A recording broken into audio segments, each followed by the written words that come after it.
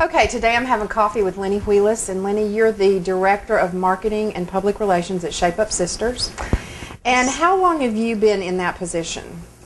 I started working with Linda in December of '09, and I came to town and I went to a Zumba class, and I saw all of these women of different sizes, different ages, different races, different shapes, different abilities, working together, getting along with a really good energy. And as much as I hate to admit it, sometimes with women we get a little bit competitive, and we're complicated. I like that we're complicated, but it just seemed like something special. And so I told her that I had some ideas about Shape Up Sisters. At the time I knew nothing about the Shape Up Vicksburg campaign. And so I talked to her some about her website and just some ideas, and we just started from there and kept going. And so I started off just coming and approaching with suggestions, and now I'm doing marketing and public relations. Were you working for her then? I wasn't. When I moved back home, I wasn't. You just went and took a class. I just went and took a class. Just kind of led to where you are right now. Yes. Okay. Now, you're originally from Vicksburg. Yes. Right? I am. Okay. And then you kind of just took this route around the United States of America, and boom, you're back in Vicksburg. Yes. Okay, so tell me, I want that route, Okay. Vicksburg to Vicksburg. Where did you go, and what were you doing, and what drew you back here? Well, I grew up here, and I was born here and raised, and I stayed here until it was time to go to college. And I really loved growing up in Vicksburg. I mean, no one's life is perfect, their childhood and whatnot, but I loved this city, and I had a lot of friends and a lot of people who played very important parts in my development. It all started from here. I couldn't have done any of the things that I've done in my life without some kind of influence from someone in this city, whether they're still here, still alive, moved on, and that means a lot to me. That gets to kind of why I'm sitting in the chair with you now. So I went to school at the University of the South, and Where's that? That is in Swanee, Tennessee. People know it as Swanee, and I played tennis there. And I played tennis in high school, and at Swanee I actually won a national championship in tennis, so that was great and wonderful and exciting. And then after Swanee I moved to Chicago, Illinois, and for the first couple of months I would just go stand out on the street and look at the traffic. I could not believe it. I had never seen buses like that, and taxis and people. I was completely overwhelmed. But I did love Chicago, and in Chicago I ended up transferring to DePaul University. I graduated from DePaul, and I wasn't really sure what I wanted to do, so I started doing a little bit of everything. And I worked at a bagel shop, and I worked for an HMO company, and just little bits here and there. And then I went to just outside of Dallas, Texas for a year to do some work. I was a psych major, and I did sort of an advanced psych study. And I decided there that I would go to law school. So I moved back to Chicago, went to law school in Chicago, and after my first year of law school, was awful. It was definitely one of the single worst years of my life. My mother was living in South America, and she got amoebic dysentery and was very close to passing away. I had root canals and little health issues and tests and whatnot. So after that year, I thought, I am going to study comedy. I'm still going to finish law, but I'm going to go to Second City, which is a big comedy outlet in Chicago. First I went and studied law in Rome and around the European Union that summer, and then I came back, and I had done some comedy when I was younger in junior high and at Swanee. And so I went and enrolled and started doing comedy. So now I'm doing comedy and law at the same time, and comedy is winning. Even though everybody knows that the law is the money. We're so happy. You know, Robin, my parents are so awesome, and they never put any pressure on me to go one direction or the other. And anything I wanted to do, all that they cared about was that I tried. If I wanted to do it, was I going to do it? And that was, when I was in 5th grade, I wanted to play football. And there were no girls' football teams, but that didn't change my wanting to play. So I told my dad I wanted to play football, and we went to the Y, and I signed up, and I played football. And so that's the kind of support I've had from them all along. Were they probably a little like thinking, we're paying for this Catholic legal education and you're going out to clubs at night trying to make people laugh with probably cheap shot humor? So you're in law school and you're at Second City. And how did that come together? Well, the law school starts, and it's fast and furious right from the get-go. It is a very difficult time. Now, is this at DePaul? This was at Loyola, actually. Okay. I decided to go to Loyola Law School. I looked at some different things. I was interested in health law.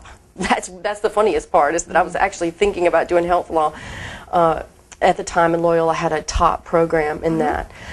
So law school starts fast and furious, and you're going and you're doing everything. And then with the comedy world, you were starting, it's much slower. So it starts off, you're taking classes, and you don't get to perform right away. So I'm taking a lot of classes on writing, a lot of improvisation. And I'm loving it, but it is definitely a long process. So about the time when it was time to graduate from law school, I was just sort of hitting my stride with performing. And I was performing at least once or twice a week, and I was doing I did sketch comedy, I had a sketch comedy group, had improvisation, did some stand-up.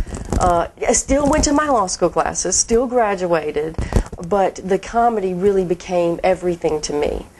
And it's very difficult, the success rate, even though I felt like I was successful, to really make it in that is just almost impossible, even with talent, even with perseverance. And so after I got to a certain point in the comedy, I decided to move to Los Angeles.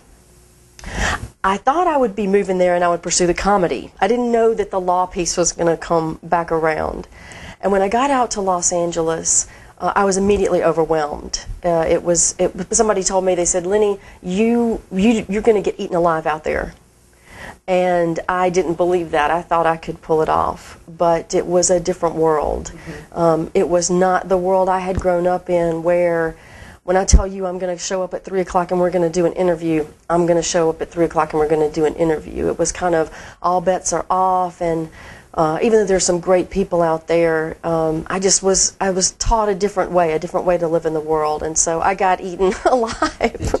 I did. I worked for some law firms, I worked for some entertainment firms, and I worked for a consulting firm. I met a lot of famous people, had a lot of fun, had some great opportunities, but nothing that I could ever use to make a living or to be sustainable. But the stories were fantastic. And so I worked for a really nice consulting firm in Beverly Hills, and I always loved writing our address, because at the end I always got to write 90210, and I thought that was great. Right, you know what, I started out in Vicksburg, Mississippi, and now I'm in Beverly Hills, and the whole company went under with a single investor who stole some money. And so I was feeling very confident and high and mighty, and that just got completely, everything knocked out from under me. Anyway, I was devastated. And the job market out there, it's very difficult, even with great contacts. So you were working as a lawyer. Were you doing any comedy at that point? Well, I was actually working in marketing. I was doing client development, and then at the consulting firm, I was just the senior manager. I just was managing the business. I did a couple of stand-up acts here and there. I did write on the side, but it was professional writing. It wasn't my comedy writing for money. And I wrote a screenplay with a friend and did a couple of little contests, but those were more just kind of the way, if you like to paint, on a Saturday afternoon you go and you paint something and do that. So. All right, so now you're in LA, and the business has just gone under. The business gone under, and it was very dramatic. It was this Department of Justice thing, and we all thought we were going to be subpoenaed. And again, I'm thinking this is so awesome that even though things are going bad, I'm like, this story is so amazing. Hopefully, I'll get to tell it someday. And I'm still kind of working, trying to keep things going. And the two people who ran that company, I worked part-time for both of them and did a few little odds and ends to try to stay out there. I loved it out there, but it's so expensive. And without being able to find a real full-time job, I literally called my parents and said, "Can I come home?" Mm-hmm. And they said, "Absolutely." And when was that? That was November of 2009. Okay. So you came back to Vicksburg. So I came back. You've been here a few years now. Just over a year and a couple of months. Alrighty. And so do you have a different perspective of Vicksburg now than you did when you grew up here, or do you think you're here to stay, or? I do. The experience is different. Now, it helped that I had visited frequently, but it is completely, it is the culture shock and the getting used to that different way of life is the same as it was when I first went to Chicago. And when I was in LA, that life is kind of like when there's a gnat in your ear and you can hear it, it's around your ear, but you can't find it, or someone poking you, and it's just constant. And so you're sort of a little bit agitated all the time dealing with these things. So when I got back to Vicksburg, I sort of relaxed, and I had forgotten how good it feels just to be, because I had not just been in a while.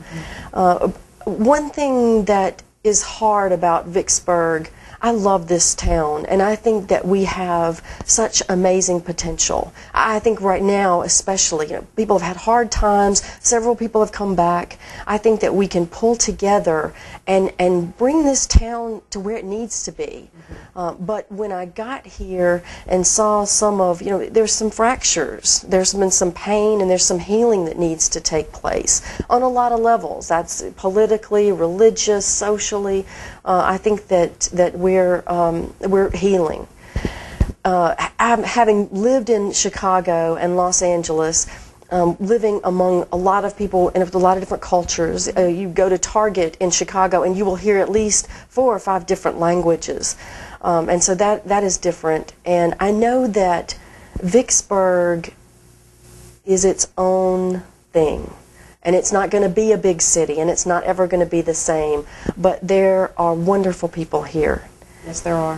And this is incredible. And I love this, and I was thinking about when you asked me about Vicksburg, what I was going to say. I was going to say one of my favorite things about being back is the Port Gibson Reveille crime report. Because you go to Chicago and these other big cities, and the news is so different. And I get the Port Gibson Reveille, and it says, car door was unlocked at such and such Church Street. And this is news. Yeah. This is news. And I love it. It's great. It is great. It's a great place to live. It is. And we have wonderful people in this community and the surrounding areas that do so much to help each other, to make a difference in our community.